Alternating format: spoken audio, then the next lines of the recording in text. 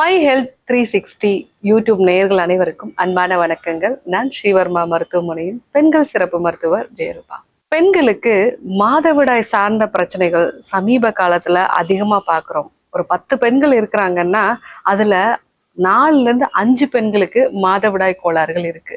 இதற்கு நிறைய காரணங்கள் இருந்தாலும் கூட ரொம்ப பரவலா நம்ம பார்க்கக்கூடிய ஒரு விஷயம் என்ன அப்படின்னா சத்து குறைபாடும் ஹார்மோனல் இம்பேலன்ஸும் தான். இரும்பு சத்து குறைபாடு இருக்கக்கூடிய பெண்களுக்கு கண்டிப்பா மாதவிடாய் கோளாறுகள் இருக்கும். அதே போல நிறைய பெண்கள்ல சமீப நாட்களா நம்ம பார்க்குறோம், புரோட்டீன் கரெக்டா எடுத்துக்கிறதே இல்லை. அந்த புரோட்டீன் சரியா எடுத்துக்காத போது அவங்களுக்கு தேவையான கருமுட்டை உருவாக்குறதுல சிரமம் இருக்கு. இதனாலையும் மாதவிடாய் கோளாறுகள் இருக்கிறத பார்க்குறோம். ரொம்ப காமனா பார்க்கக்கூடிய விஷயம் பார்த்தீங்கன்னா பிசிஓஎஸ், அதாவது அவங்க சினைப்பையை சுத்தி நீர்க்கட்டிகள் இருக்கிறது. ஒரு பெண்ணோட உடம்புல ஆண் தன்மைக்கான ஹார்மோன்ஸோட அளவு அதிகமா இருக்கிறது. இன்சுலின் ரெசிஸ்டன்ஸ், அதாவது கழுத்தை சுத்தி கருப்பா இருக்கிறது, அக்குள் பகுதிகளில் கருப்பா இருக்கிறது, முகத்துல மீசை பகுதி தாடி பகுதிகளில் முடி வளர்ச்சி இருக்கிறது, நிறைய பிம்பிள்ஸ் உண்டாகிறது. மெயினா பாத்தீங்க அப்படின்னா ஜா லைன் பிம்பிள்ஸ் அப்படின்னு நம்ம சொல்லுவோம்.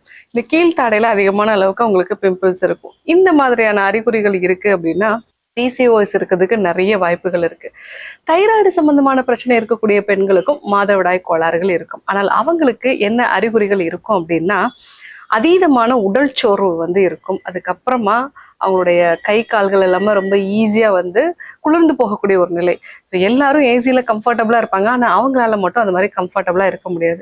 கொஞ்சம் கொஞ்சமா வெயிட் இன்க்ரீஸ் ஆகுறது. ஸோ மெயினா பாத்தீங்கன்னா கீழ்த்தாட கை பகுதியில் அதிகமான அளவுக்கு வெயிட் போட ஆரம்பிக்கும். ஸோ இந்த அறிகுறிகளோட உங்களுக்கு மாதவிடாய் கோளாறும் இருக்கு அப்படின்னா அது தைராய்டு சார்ந்த பிரச்சனையா இருக்கும். சிலருக்கு பாத்தீங்க அப்படின்னா பீரியட்ஸ் 40 நாள் 50 நாளைக்கு ஒரு முறை வரும். அந்த மாதிரி வந்தாலுமே 10 நாள் 15 நாள் வரைக்கும் ப்ளீடிங் இருக்கும். ஸோ இந்த மாதிரியான பிரச்சனை இருக்கிறது பார்த்தீங்கன்னா ப்ரொஜெஸ்ட்ரான்ங்கிற ஒரு ஹார்மோன் கம்மியா இருக்கிறது. ஸோ அவங்களுக்கு பீரியட் ஸ்டார்ட் ஆகும் பொழுதே ஸ்பாட்டிங் மாதிரி தான் ஸ்டார்ட் ஆகும். அடுத்தது அதிகமான ப்ளீடிங் இருக்கும். கண்டினியூஸா அவங்களுக்கு ப்ளீடிங் இருந்துகிட்டே இருக்கும். ஸோ ப்ரொஜெஸ்ட்ரானோட அளவு கம்மியாகி ஈஸ்ட்ரோஜன் டாமினன்ஸ் அப்படிங்கிற ஒரு கண்டிஷன் நம்ம சொல்லுவோம். இது 2 காலகட்டங்களில் நம்ம பார்க்கலாம். பிசிஓடி மாதிரி ப்ராப்ளம் இருக்கவங்களையும் பார்க்கலாம். ஸோ ஹார்மோனல் இம்பேலன்ஸ்னால ஈஸ்ட்ரோஜன் ஹார்மோன் அதிகமாகும் பொழுது அது தொடர்ந்து உடம்புல அதிகமாக இருக்குன்னா ப்ரொஜெஸ்ட்ரானோட அளவு ஆட்டோமேட்டிக்காக குறைஞ்சிரும். இது ஒரு தராசு மாதிரி, ஒன்று அதிகமாச்சுன்னா இன்னொன்று ஆட்டோமேட்டிக்காக குறைஞ்சிரும். ஸோ அப்போ உங்களுக்கு அந்த பீரியட்ஸை உருவாக்குறதுக்கு தேவையான அந்த ப்ரொஜெஸ்ட்ரான் கிடைக்காததுனால கொஞ்சம் கொஞ்சமாக ஸ்பாட்டிங் ஸ்டார்ட் ஆகி அதுக்கப்புறமா அதிகமான அளவுக்கு ப்ளீடிங் போய் மீண்டும் ஸ்பாட்டிங் மாதிரி இருக்கும். ஸோ இந்த மாதிரி பிரச்சனை இருக்கக்கூடிய பெண்களையும் நம்ம இப்போ நிறைய பார்க்குறோம்.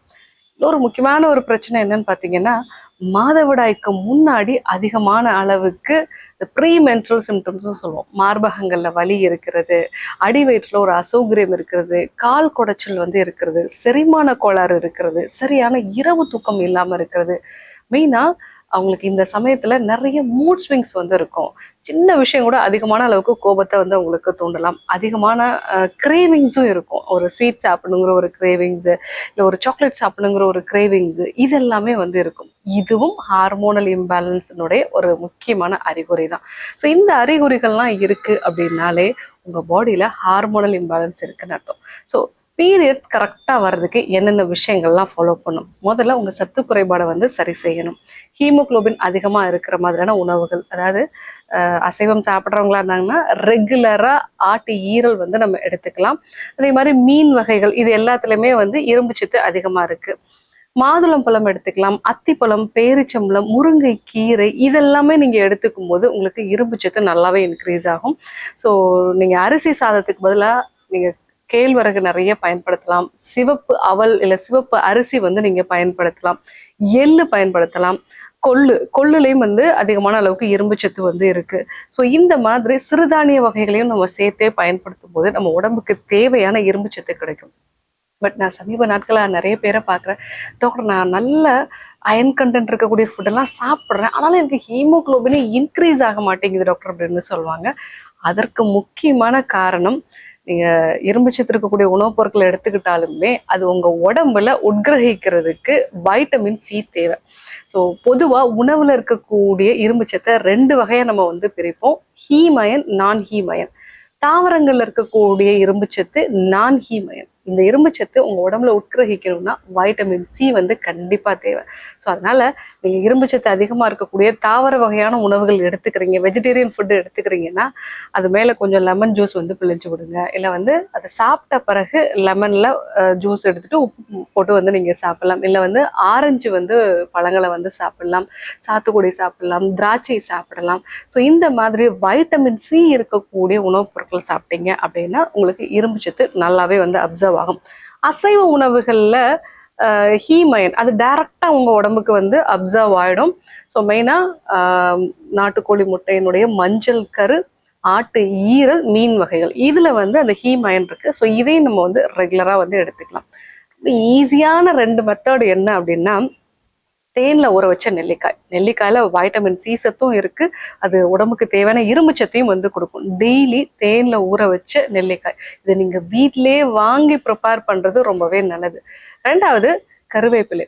ஒரு கருவேப்பிலை இலையோட ஒரு காஞ்ச திராட்சை, அதாவது கருப்பு விதை இருக்கக்கூடிய காஞ்சி திராட்சை, இதை வச்சு கொஞ்சம் நல்லா மென்று சாப்பிடலாம். இந்த மாதிரி ஒரு 20 கருவேப்பிலை இலைகளை காலையில நம்ம வந்து சாப்பிட ஆரம்பிக்கிறோம் அப்படின்னாலே உங்களோட ஹீமோகுளோபின் நல்லா இன்க்ரீஸ் ஆகிறத பார்க்கலாம். ஹேர் ஃபால் குறையும், அதே மாதிரி பீரியட்ஸும் ரெகுலர் ஆகும். 2வது இந்த பிசிஓஎஸ், தைராய்டு, அதே மாதிரி ஹார்மோனல் இம்பேலன்ஸ் மாதிரியான பிரச்சனை இருக்கிறவங்க உங்க பீரியட்ஸை ரெகுலர் ஆக்கணும் அப்படின்னா முதல்ல பண்ண வேண்டிய விஷயம் டீடாக்ஸ். இந்த டீடாக்ஸ் அப்படிங்கிறது நம்ம உடம்பு ஆரோக்கியமா இருக்கணும் அப்படின்னா ஒவ்வொரு 4 மாசத்துக்கு ஒரு முறையும் நம்ம வேதிக்கு மருந்து எடுத்துக்கணும் அப்படிங்கிறது தான் சித்தர்களுடைய கூற்று. ஸோ நீங்க ஆரோக்கியமான ஒரு நபரா மாறணும்னா நீங்க முதல்ல பண்ண வேண்டியது டீடாக்ஸ். இந்த டீடாக்ஸ்ல ஒரு 4-5 வெரைட்டி வந்து இருக்கு. 7 நாள் எடுத்துக்கொள்ளக்கூடிய டீடாக்ஸ், 1 டே டீடாக்ஸ், கொஞ்சம் வயதானவர்களுக்கு இல்லை எனக்கு செரிமான கோளாறுலாம் இருக்குன்னு சொல்றவங்களுக்கு டெய்லி எடுத்துக்கொள்ளக்கூடிய டீடாக்ஸ், இந்த மாதிரியான விஷயங்கள். நோய்க்கு ஏற்ற மாதிரியான சில டீடாக்ஸ் வந்து நம்ம கொடுக்கறது. ஃபார் எக்ஸாம்பிள் வந்து கடுக்காய் வந்து நம்ம கொடுக்கறது. ஸோ இல்லை வந்து நல்ல தண்ணியில வந்துட்டு உப்பு சேர்த்து காய்ச்சி அதை வந்து கொடுத்துட்டு யோக பயிற்சிகளை வந்து ஃபாலோ பண்ணி அந்த வயிற்றை கிளீன் பண்ணுறது, இந்த மாதிரியான மெத்தட்ஸ்லாம் வந்து இருக்கு. உடலோட தன்மைக்கு ஏற்ற மாதிரி இந்த டீடாக்ஸ் மெத்தடை முதல்ல நம்ம வந்து ஃபாலோ பண்ணணும். 2வது எண்ணெய் தேய்ச்சி குளிக்கிறத வழக்கப்படுத்திக்கோங்க. இன்னைக்கு நிறைய பெண்களுக்கு மாதவிடாய் கோளாறு இருக்கிறதுக்கு முக்கியமான காரணமா இருக்கிறது அவங்களுடைய உடம்பு ஹீட். ஸோ இதை நிறைய நவீன மருத்துவத்துல வந்து சொல்ல மாட்டாங்க, ஆனா எல்லாருமே உணர்வாங்க. உங்க பாடி ஹீட் ஆகும்போது கண் எரிச்சல் இருக்கிறது, யூரின் போகும்போது எரிச்சல் இருக்கிறது, மாதவிடாய் கோளாறுகள் வந்து இருக்கிறது, தூக்கம் சரியில்லாம இருக்கிறது, இது எல்லாமே இருக்கும். நம்ம உடம்புல பித்தம் அதிகரிக்கிறது, மெயினா இன்ஃப்ளமேஷன் அதிகமாகுது அப்படின்னாலே இந்த பித்தம் அதிகரிக்கும். இந்த கண்டிஷன்லையுமே உங்களுக்கு ஹார்மோன் பிரச்சனைகள் வரலாம். ஸோ அப்போ நீங்க எண்ணெய் தேய்ச்சி குளிக்கிறத வழக்கப்படுத்திக்கிறது நல்லது. ஆண்களா இருந்தாங்கன்னா சனிக்கிழமை, பெண்களா இருந்தாங்கன்னா வெள்ளிக்கிழமை, அட்லீஸ்ட் வாரத்துல ஒரு நாள், இல்ல முடிஞ்ச 2 நாள் நம்ம பண்ணலாம். பெண்களுக்கு வந்து செவ்வாய் வெள்ளி, ஆண்களுக்கு வந்து புதன் சனி. ஸோ இந்த நாட்கள்ல உடம்பு முழுவதுமாக காய்ச்சின எண்ணெயை தேய்ச்சு ஒரு 1/2 மணி நேரம் கழிச்சு வெதுவெதுப்பா வெந்நீர்ல வந்து குளிக்கணும். எண்ணெய் தேய்ச்சி குளிக்கிற அன்னைக்கு நீங்க அசைவ உணவுகளோ இல்லை வந்து ஃப்ரிட்ஜ்ல இருந்து எடுத்த குளிர்ச்சியான உணவுகளே சாப்பிட்றத தவிர்க்கணும். ஸோ இந்த ஒரு விஷயத்த நீங்க ஃபாலோ பண்ணுங்க. 3வது உங்களோட மெட்டபாலிசத்தை பூஸ்டப் பண்ற மாதிரியான யோக பயிற்சிகளை, மெயினா வந்து பாத்தீங்கன்னா சூரிய நமஸ்கார பயிற்சி ஒரு 21 முறை பண்ணலாம். நாடி சுத்தி பிராணாயாம பயிற்சி 10 நிமிஷம் பண்ணலாம். இதெல்லாம் நீங்க ஃபாலோ பண்ணீங்க அப்படின்னாலே உங்களுடைய பீரியட்ஸ் வந்து ரெகுலராக ஆரம்பிக்கும். இது கூட ஷீகேர் வகையான மருந்துகளும் வந்து எடுத்துக்கலாம். மாதவிடாய் கோளாறுகள்ங்கிறது சமீப நாட்களா நிறைய பெண்களை பாதிக்கக்கூடிய ஒரு விஷயமா வந்து இருக்கு. இதற்கு சத்து குறைபாடும் ஹார்மோனல் இம்பேலன்ஸ் தான் முக்கியமான காரணமா இருக்கு. ஸோ இந்த 2 விஷயத்தையும் எப்படி சரி பண்ணணும், ஸோ என்னென்ன உணவுகள்லாம் வந்து எடுத்துக்கணும், வாழ்வியல் முறைகளில் என்ன மாற்றங்களை கொண்டு வரணும் அப்படிங்கிறத நம்ம இன்னைக்கு தெரிஞ்சுக்கிட்டோம். கண்டிப்பா ஃபாலோ பண்ணி பாருங்க. யாருக்கெல்லாம் இந்த விஷயம் தேவைப்படுமோ அவங்களுக்கும் இதை சொல்லுங்க. இதை பத்தி உங்களுக்கு ஏதாவது டவுட்ஸ் இருந்ததுன்னா கமெண்ட்ல சொல்லுங்க. அடுத்தடுத்து வரக்கூடிய வீடியோக்களை அதை பத்தி இன்னும் விரிவா பேசலாம்.